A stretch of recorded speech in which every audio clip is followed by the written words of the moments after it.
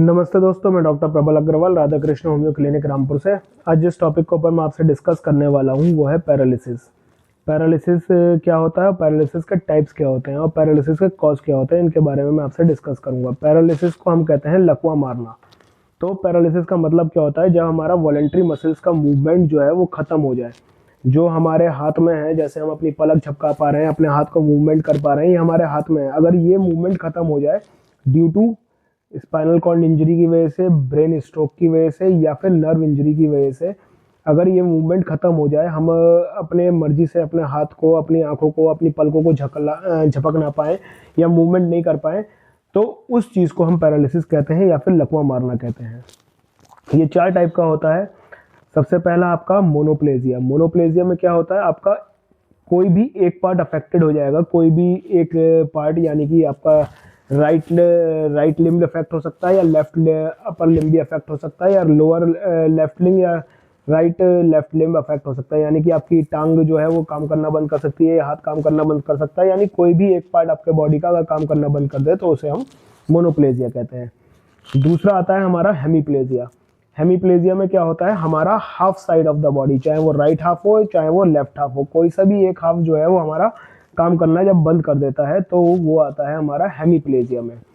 तीसरा आता है हमारा पैराप्लेजिया। पैराप्लेजिया में क्या है, हमारे या तो दोनों टांगे बंद कर देंगी काम करना। वो क्यों होता है, जब हमारे lower part of the spine में इंजरी होती है तब हमारा जो है टांगों के ऊपर इफेक्ट आता है, क्योंकि जो lower part of the spine है उससे हमारे नीचे की नर्व सप्लाई आ रही है सारी, अगर उसके अंदर कहीं इंजरी होगी तो हमारा लोअर पार्ट इफेक्ट होगा, तो वो आ गया हमारा पैराप्लेजिया में। और चौथा और आखिरी आता है पैरालिसिस के टाइप में क्वाड्रीप्लेजिया। क्वाड्रीप्लेजिया के अंदर क्या होता है, हमारे या तो दोनों हाथ काम करना बंद कर देंगे और दोनों पैर काम करना बंद कर देंगे और टॉर्सो भी काम करना बंद कर देगा, यानी कि इनकी जो मसल्स हैं वो हमारा ऑर्डर लेना बंद कर देंगी, ओबे नहीं करेंगी, हमारी विल को लॉस हो जाएगा इसके अंदर हमारा मस्कुलर मूवमेंट। तो ये आता है क्वाड्रीप्लेजिया। बाकी कौन सी मसल ज़्यादा इफेक्ट हुई है इसके अंदर, तो 2 तरह से हमारी पैरालिसिस होती है इसके अंदर, अगर स्पास्टिक पैरालिसिस और फ्लैसिड पैरालिसिस। जो फ्लैसिड पैरालिसिस होती है उसके अंदर क्या होता है, हमारी मसल्स जो है वो वीक हो जाती हैं, स्पॉन्जी हो जाती हैं और फ्लॉपी हो जाती हैं, सॉफ्ट हो जाती हैं।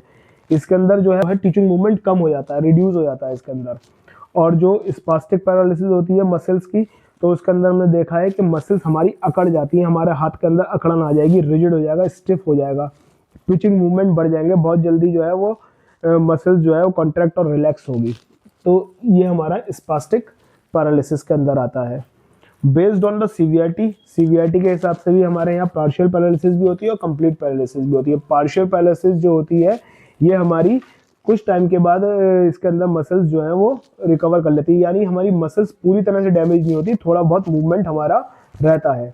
और एक होती है कंप्लीट पैरालिसिस। कंप्लीट पैरालिसिस के अंदर हमारा टोटल मसल मूवमेंट लॉस हो जाता है, हम कोई वर्क नहीं कर पाते और कोई काम नहीं कर पाते, कोई वॉलंटरी मूवमेंट हो नहीं पाता।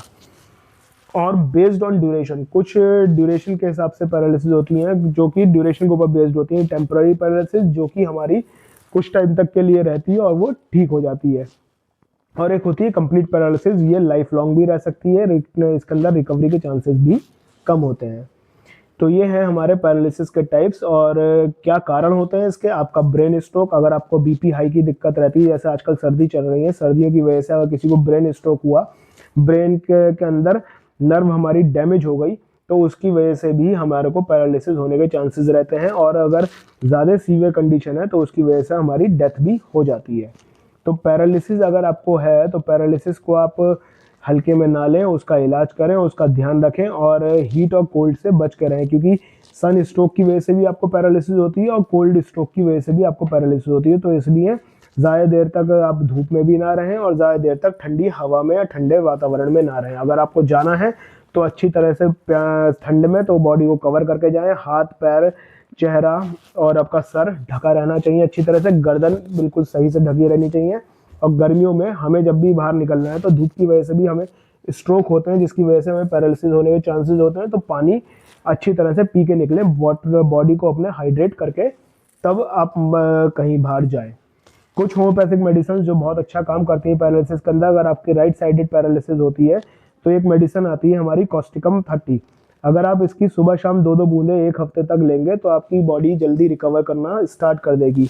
लेकिन अगर आपका ब्लड प्रेशर की वजह से ये कोई दिक्कत है तो अपने ब्लड प्रेशर को कंट्रोल करें, उसकी मेडिसिन रेगुलर खाएं और इन सब बातों का ध्यान रखें कि अगर आपको पैरालिसिस का अटैक पहले पड़ चुका है, चाहे वो ठंड में पड़ा है चाहे वो गर्मी में पड़ा है, तो उस चीज़ के लिए आप अपने आप को बचा के रखें।